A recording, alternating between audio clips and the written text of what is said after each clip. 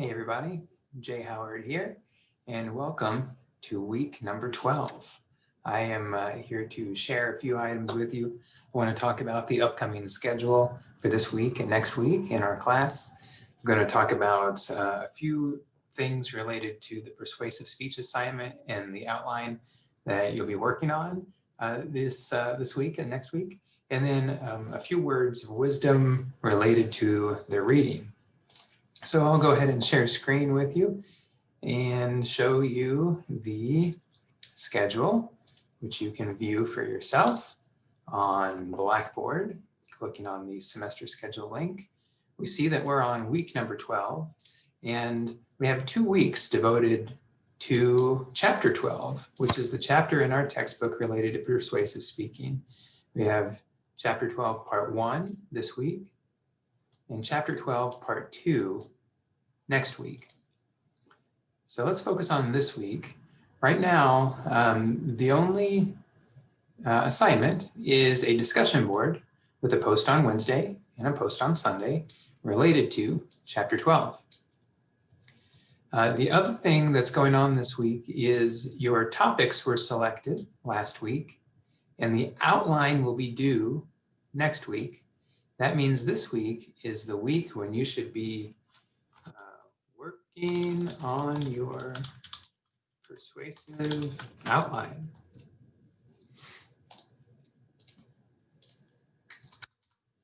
All right. And so that's what we have for you this week. Next week, there is no discussion board. However, the persuasive speech outline will be due. All right.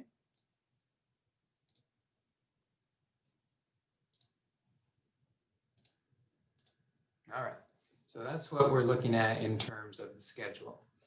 Let me say a few things about the persuasive speech as you go into outlining mode and also as you go into researching mode and all that good stuff. So all of your topics have been selected, and the thing that I focused on as I was looking at the topics that you have selected was the concept of debatability. There needs to be views on different sides of an argument, and that will make for a more lively persuasive speech. After all, you can only persuade someone if there's, a number of people in the audience who disagree with you. Even in situations where people agree with you in theory, there still may be some disagreement about how to actually pursue the agreed upon goal.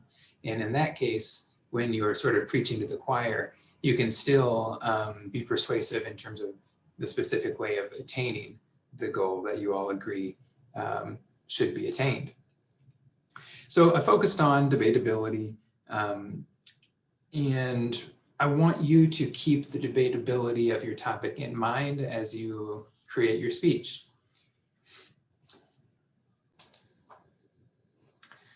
What I mean by that is keep in mind the fact that your speech on your topic is part of a larger conversation.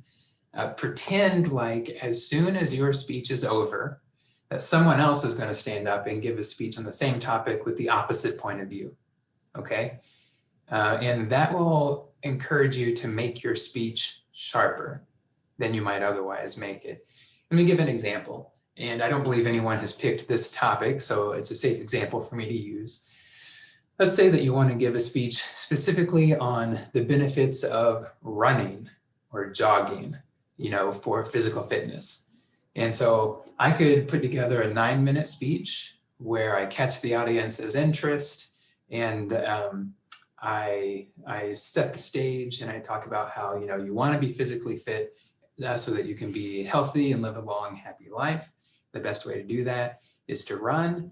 Here's the health benefits of running. Here's the cardiovascular benefits of running.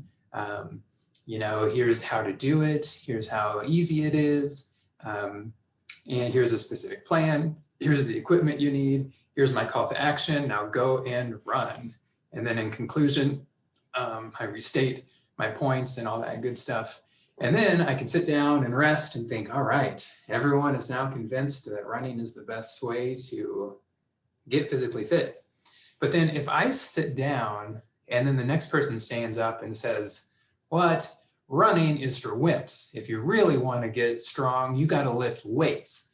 And then they give a speech all about how running is silly, hard on your joints. Compare a distance runner to a weightlifter. A weightlifter is obviously like buffer and stronger, so you should lift weights instead. Then, when I consider the running speech I just gave, I wish I would have said a few things differently, anticipating what this other musclehead guy was going to say, and answering some of those objections. You see what I mean? So when you are creating your speech, imagine that there are people in the audience who think and believe differently than you. Again, whether the speech topic is super controversial or whether it's something that's non-controversial, like running versus weightlifting, there's like not a lot of emotional baggage attached to that. There's still people with different points of view. And it's your job, your specific job in this persuasive speech, to make the strongest possible case for your point of view, with the knowledge that this speech is taking place in the context of the larger conversation about your topic that's going on in society. So make the strongest possible case. Don't just string together a bunch of facts that don't ever make any contact with the opposing viewpoint. Okay, and the other thing I wanted to mention about the persuasive speech assignment is, just exactly like the informative speech assignment, sources are required. Double check that persuasive speech assignment sheet, and you'll see that it is much the same as the informative speech assignment sheet in terms of sources being required. That means that the sources must be cited out loud with those oral source citations. Just exactly like with the informative speech, where you have to have some form of the term according to. Again, it doesn't have to be exactly the words according to, but it has to be some equivalent of that phrase, as cited by or as discussed in. So don't say anything in your speech if you're not prepared to cite it. No facts should be coming from your own head, right? The facts should be coming from the credible sources outside of yourself. And so for every single thing that you say that's true, every claim that you're making, you should be able to cite that claim in the literature, in the research that you found. And as you know from the informative speech, cite it thoroughly with the name of the person and or the organization, the year if you can find it. And it's not enough just to say the name of an organization, especially if that organization is an organization that nobody has ever heard of before. And so there's a little bit of squishiness on this. So if I say according to the Mayo Clinic, okay, that's a source that most people have probably heard of before because it's a widely used and well-recognized source. But if I say, according to Daily Running Blog 432, that's a source that maybe no one has ever heard of before. In fact, it's a source I just made up on the spot. It's not as famous as the Mayo Clinic. And so for most sources that aren't as famous as the Mayo Clinic, you need to go ahead and click on the About Us section or the Our Mission section or Who We Are section and do a little digging so that you can explain to the audience what your source is and how you know it's credible and why the audience listening to you should believe it's credible as well. Don't ask the audience to just take your word for it. And frankly, as a researcher, don't take your source's word for it that they're credible. Do your due diligence and make sure that they're credible before you put it in your speech. So far, I've talked about the schedule. I've talked about the debatability of your topic, talked about the importance of sources. Now you have the chapter reading, and you only have the first part of the chapter to read this week. The second part of the chapter talks about the organization of a persuasive speech.